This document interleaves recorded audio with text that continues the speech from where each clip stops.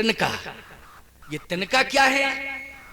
पृथ्वी ने जैसे ही तिनका हाथ में दिया का यही जवाब है, कह दो रावण से कि रावण, तेरे लंका का संपूर्ण वैभव मेरी दृष्टि में तिनके के समान तुच्छ है। देख ले, ये तिनका तिनके के समान तुच्छ है।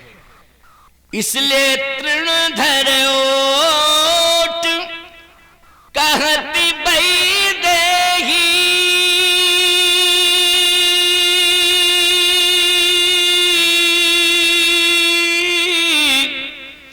सुमरी अवधपति परम स्नेही। ये तिनका देख। रामायण में एक चौपाई महत्वपूर्ण है जिसमें 4 नीतियों का वर्णन आता है। शाम दाम दंड भेद, ये 4 नीतियां होती हैं कि नहीं? रावण के पास 4 नीतियां हैं और रावण ने सीता जी के सामने 4 नीतियों का प्रयोग किया। साम नीति का यानी प्रभावित करने के लिए उसने 4 नीतियों का प्रयोग किया है।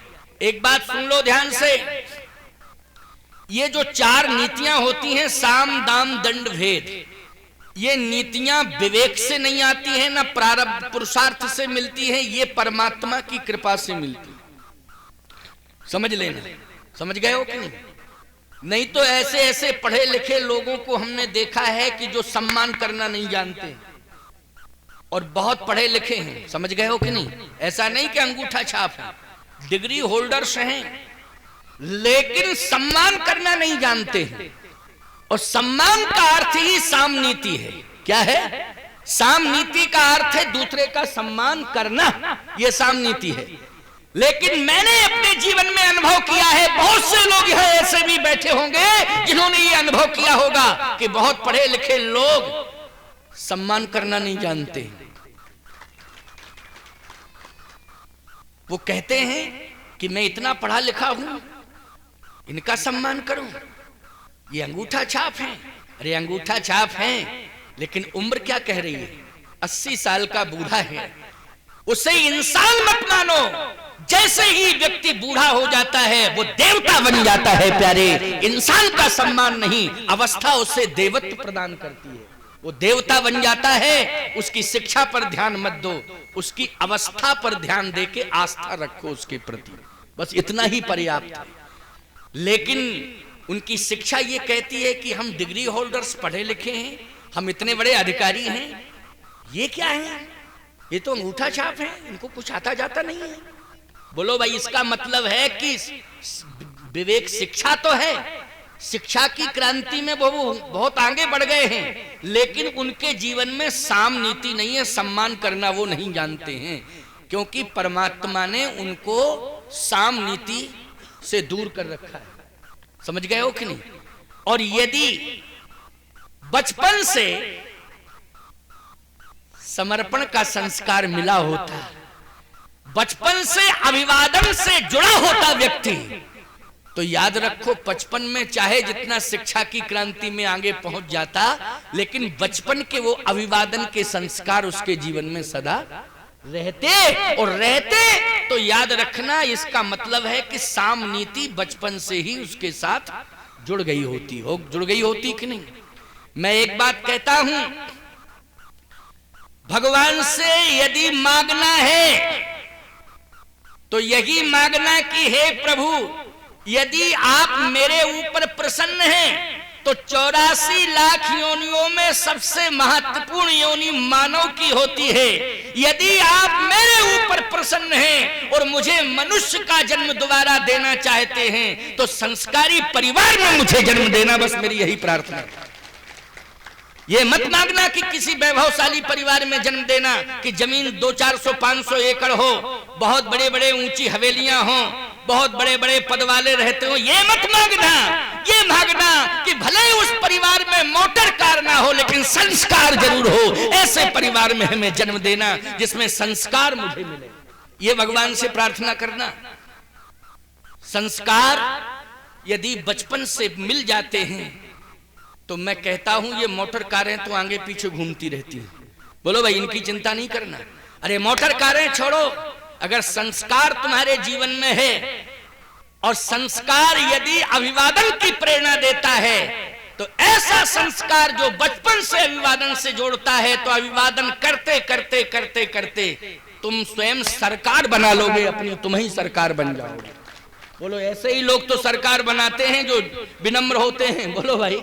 और जो विनम्र होते हैं वही सरकार बनाते हैं, और जो अकड़ते ऐंठते हैं वो सरकार बेकार, सरकार से भी बेकार हो जाते हैं। क्यों भाई? सरकार से भी बेकार हो जाते हैं। और जो विनम्र हो जाते हैं वो याद रखना अपनी स्वयं सरकार बना लेते हैं। इसलिए सरकारों की चिंता नहीं, संस्कार की चिंता करना है। किसकी चिंता करनी है? संस्कार। संस्कार तुम्हारे जीवन में हो तो मैं कहना ये चाहता हूं, कान खोल करके सुन लो, शाम नीति तब से मिली थी रावण को। किससे मिली थी? तपस्या जो रावण ने की थी उससे रावण को साम नीति मिली थी, तप से मिलती है। तप करोगे तो शाम नीति मिलेगी, तप करोगे तो दाम नीति मिलेगी, तप करोगे तो चारों नीतियां, साम दाम दंड भेद, चारों नीतियां मिल जाएंगी। लेकिन रावण ने उन नीतियों का दुरुपयोग किया। क्या किया? दुरुपयोग। एक और बढ़िया बात आपको बता दें, क्योंकि कथा का क्रम जब जुड़ ही गया है तो जरा सुनते जाओ, क्योंकि हमें तो सुनाना है, तुम्हें सुनना है। एक और दशरथ और दूसरी ओर दशमुख, ठीक है ना? दशमुख कंचन नगरी का स्वामी है, लंका का स्वामी है, और दशरथ अयोध्या के स्वामी है। अयोध्या साधारण नहीं है। अगर कंचन नगरी लंका है, उसका स्वामी दशमुख बना हुआ है, तो दशरथ किसके स्वामी बने हैं? गोस्वामी जी कहते हैं सब विधि पूरी मनोहर ज्ञानी,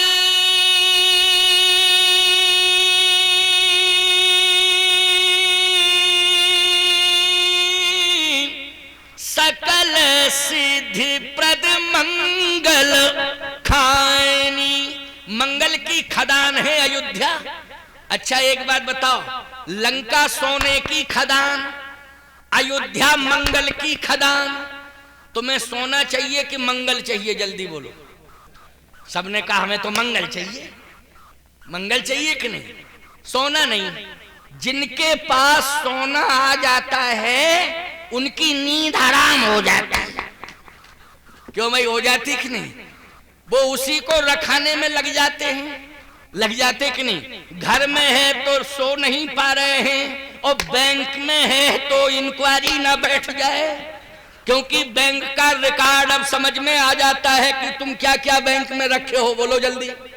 पूरा गवर्नमेंट में रिकॉर्ड पहुंच जाता है कि नहीं पहुंच जाता है? तो बैंक में रखा तो रिकॉर्ड सरकार के पास पहुंचा तो जांच बैठ जाएगी, नींद हराम। और घर में रखा है और बिल्ली रात को 12 बजे छप्पड़ पे कूदी तो रात भर नींद नहीं आ रही। कोई आ गया है, कौन आया है पता नहीं, कोई आया है।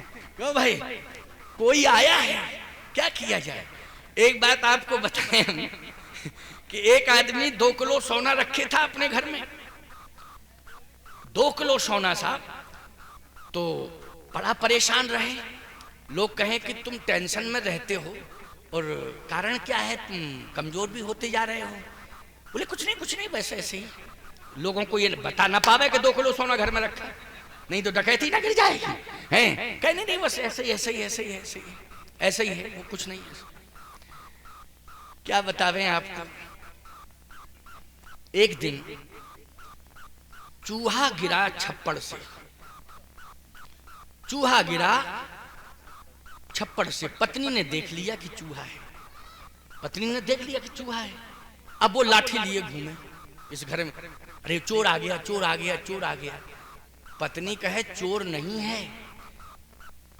कहे इसका मतलब है तेरी भी साजिश है क्या? इसमें दिमाग खराब है नहीं उसका? देखो सोने ने उसका दिमाग, पत्नी पर भी शक पैदा, ये सोना बोलो शक पैदा करा देता है कि नहीं करा देता?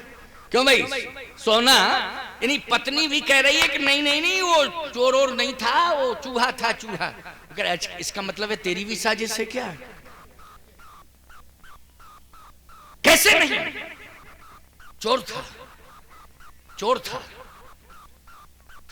पत्नी ने कहा कि हमारी बात मान जाओ, चूहा था वो चोर नहीं था। लेकिन एक बात बतावें आपको,